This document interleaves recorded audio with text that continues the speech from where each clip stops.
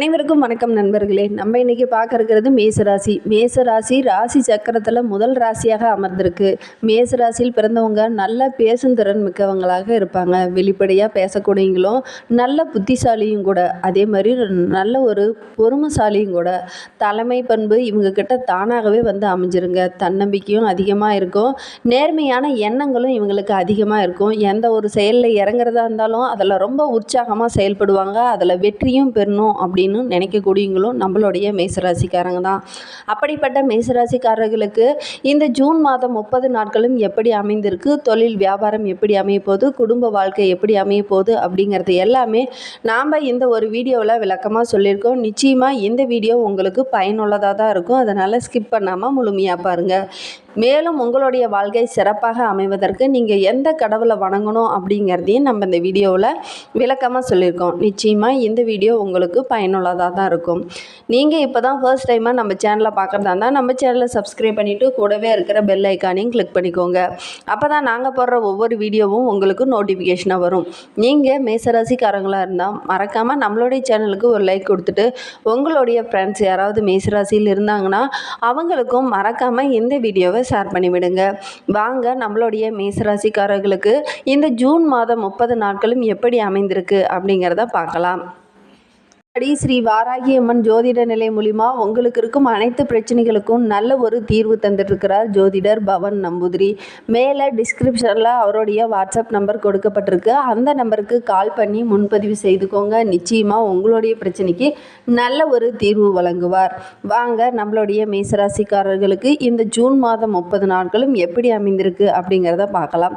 இந்த மாதத்தில் உங்களுடைய வாழ்க்கையின்படி 10ஆம் வீட்டின் அதிபதியான சனி பகவான் மாதம் முழுவதும் உங்களுடைய 11வது வீட்டில் நீ இருப்பதனால உங்களுக்கு கடினமாக உழைக்க வேண்டிய மாதமாக இந்த ஜூன் மாதம் உங்களுக்கு அமைந்திருக்கு.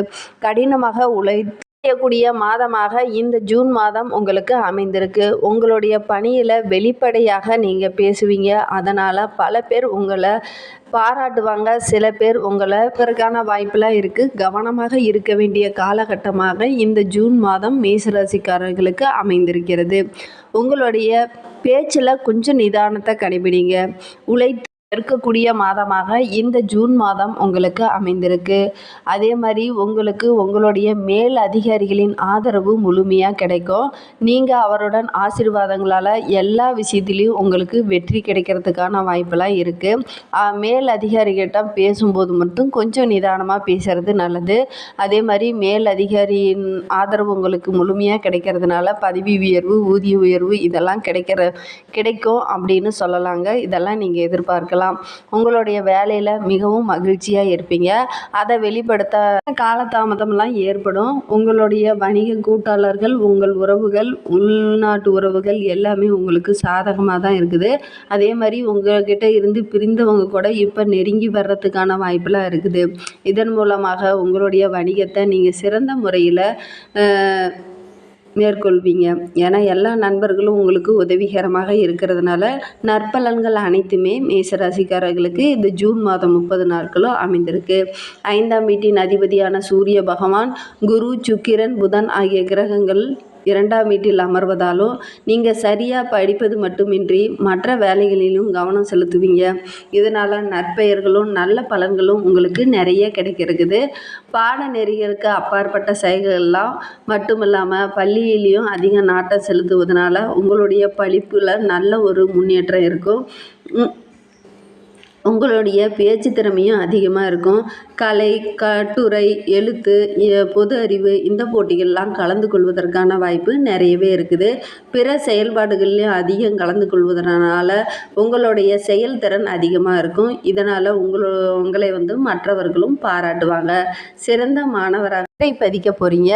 அதே மாதிரி பலரோட பாராட்டுகளும் உங்களுக்கு நிறைய கிடைக்க போகுது. உங்களுடைய செயல்பாடில் நீங்கள் கரெக்டாக இருக்கிறதுனால உங்களுக்கு நற்பலன்கள் அனைத்துமே கிடைக்க இருக்குது. 2ஆவது வீட்டில் குருவும், சுக்கிரன் மற்றும் புதன் சேர்ந்து இருப்பதனால, சொந்த ராசியில் இருப்பதனாலும் குடும்ப உறுப்பினர்களிடையே சின்ன சின்ன முக்கிய பிரச்சனைகள்லாம் ஏற்படுவதற்கான வாய்ப்பெலாம் இருக்குது. சின்ன சின்ன விவாதங்கள் ஏற்படுவதற்கான வாய்ப்பெலாம் இருக்குது. கொஞ்சம் கவனமாக இருக்கிறது நல்லது. ஒருவரின் கருத்துக்கு முக்கியத்துவம் கொடுத்து மற்றவர்களுடைய கருத்தை நீங்கள் நிராகரிக்கிறதுனால உங்களை சில பேர் புறம் பேசுவதற்கான வாய்ப்பெலாம் இருக்குது. கவனமாக இருக்கிறது நல்லது. எந்த சூழ்நிலையிலையும் நீங்கள் நிதானத்தை கடைபிடிக்கிறது ரொம்பவும் நல்லது. அடி வைக்கிறதா இருந்தாலும், அதாவது தொழிலில் ஏதாவது புதிதாக தொடங்குற மாதிரி இருந்தாலும், அல்லது புதிதாக ஏதாவது கட்டிட வேலை செய்கிற மாதிரி இருந்தாலும் கொஞ்சம் நிதானத்தை கடைபிடிக்கிறது அப்படிங்கிறது ரொம்ப முக்கியமாக பார்க்கப்படுது. நீங்கள் எடுத்து வைக்கிற ஒவ்வொரு அடிக்கும் ரொம்ப கவனமாகவும் நிதானமாகவும் சிந்தித்த பின்னரே நீங்கள் ஒவ்வொரு அடியும் எடுத்து வைக்கிறது ரொம்பவும் நல்லது. இந்த நேரம் உங்களுடைய காதல் உறவு உங்களுக்கு சாதகமாக இருக்கும்.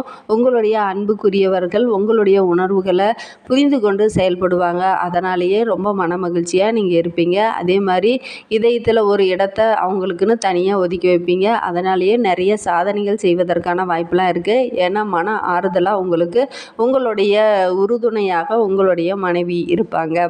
உங்கள் இருவருக்கும் இடையே நல்ல ஒரு அந்யோன்யம் இருக்கும். அதே மாதிரி இருப்பினும் திருமணமானவர்களுக்கு இந்த மாதம் சாதகமான மாதமாக அமைந்திருக்கு. குடும்ப நடவடிக்கைகள் வாழ்க்கை துணை முக்கிய பங்கு வகிப்பாங்க. அவர்களுடைய கருத்துக்கும் நீங்கள் முக்கியத்துவம் கொடுத்தீங்க அப்படின்னா இந்த ஜூன் மாதம் 30 நாட்களும் சிறப்பான நாட்களாக தான் அமைந்திருக்கு. எந்த ஒரு செயலில் நீங்கள் ஈடுபடுறதா இருந்தாலும் உங்களுடைய வாழ்க்கை துணையுடன் நீங்கள் ஆலோசனை பெற்று அதன் பிரகாரம் செயல்படுறதுனாலேயே நிறைய நற்பண்புகள் உங்களுக்கு கிடைக்கும். அதே மாதிரி வாழ்க்கை துணையின் ஆலோசனையால் உங்களுக்கு நிறைய லாபம் கிடைக்கிறதுக்கான வாய்ப்பெலாம் இருக்குது. நிறைய வருமானம் கிடைக்கிறதுக்கான வாய்ப்பும் இருக்குது.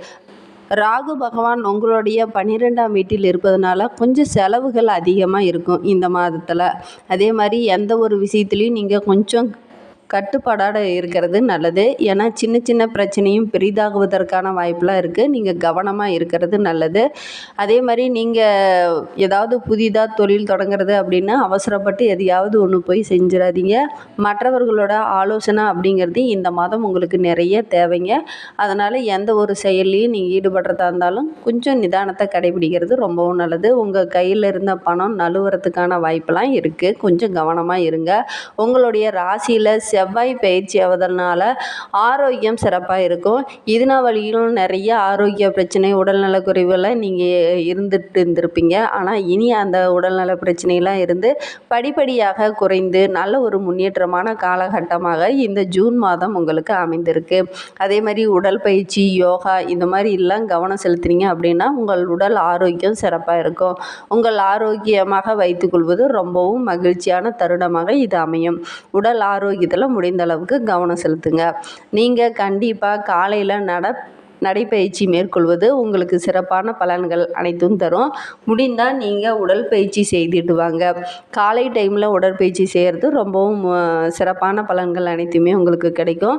காலை டைமில் முடிந்த அளவுக்கு உடற்பயிற்சி செய்துட்டு வாங்க. அதே மாதிரி மனதில் இருக்கும் குழப்பங்களும் மனதில் இருக்கிற போராட்டங்கள் கஷ்டங்கள் அனைத்துமே கொஞ்சம் கொஞ்சமாக குறைய ஆரம்பிச்சிடும். ஏன்னா இந்த ஜூன் மாதம் நம்மளுடைய மேசராசிக்காரர்களுக்கு சிறப்பான மாதமாக அமையலை.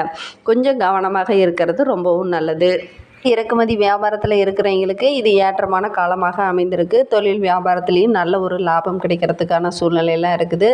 நகை ஆடை ஆபரணங்கள்லாம் வாங்கி ரொம்ப மன மகிழ்ச்சியாக இருப்பீங்க. அதே மாதிரி தண்ணீர் சம்பந்தமான பொருள்கள் உப்பு போன்றவையெல்லாம் கையாளும் போது கொஞ்சம் கவனமாக கையாளுறது நல்லது. இந்த தொழிலில் இருக்கிறவங்களுக்கு நல்ல ஒரு லாபம்லாம் தரலாம். இந்த மாதம் சிறப்பான மாதமாக உங்களுக்கு அமைந்திருக்கு. அதே சமயம் ரியல் எஸ்டேட் வணிகம் இந்த தொழிலில் இருக்கிறவங்களுக்கு இந்த மாதத்தில் நல்ல ஒரு அற்புதமான காலகட்டம் அப்படின்னு சொல்லலாம். அவங்களுக்கெல்லாம் நல்ல ஒரு லாபம் கிடைக்குங்க. மேலும் ஆடை ஆபரணம் அழகு சாத பொருள்கள் இதெல்லாம் வாங்கி ரொம்ப மன மகிழ்ச்சியாக இருப்பீங்க.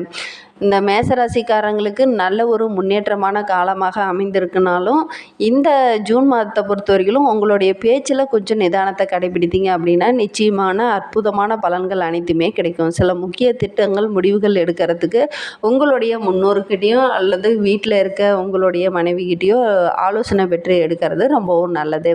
அதே மாதிரி திரைப்படம் இந்த மாதிரி துறையில் இருக்கிறவங்களுக்கு இது நல்ல ஒரு அற்புதமான காலகட்டமாக அமைந்திருக்கு.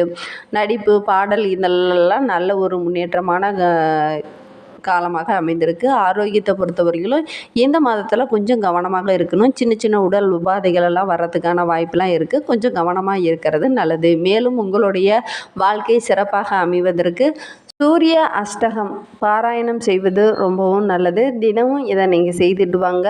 முடிந்தால் காலையில் எழுந்திரிச்சு குளிச்சுட்டு சூரிய பகவானை பார்த்து கைகுப்பி வணங்கி உங்களுடைய வேலைகளை தொடங்குறதும் ரொம்ப சிறப்பான பலன்கள் அனைத்துமே கிடைக்கும். நம்பிக்கை செய்துட்டு வாங்க. இந்த மாதிரி பயனுள்ள தகவலை நீங்கள் தொடர்ந்து கேட்க நம்ம சேனலை சப்ஸ்கிரைப் பண்ணிக்கோங்க. Thank you friends.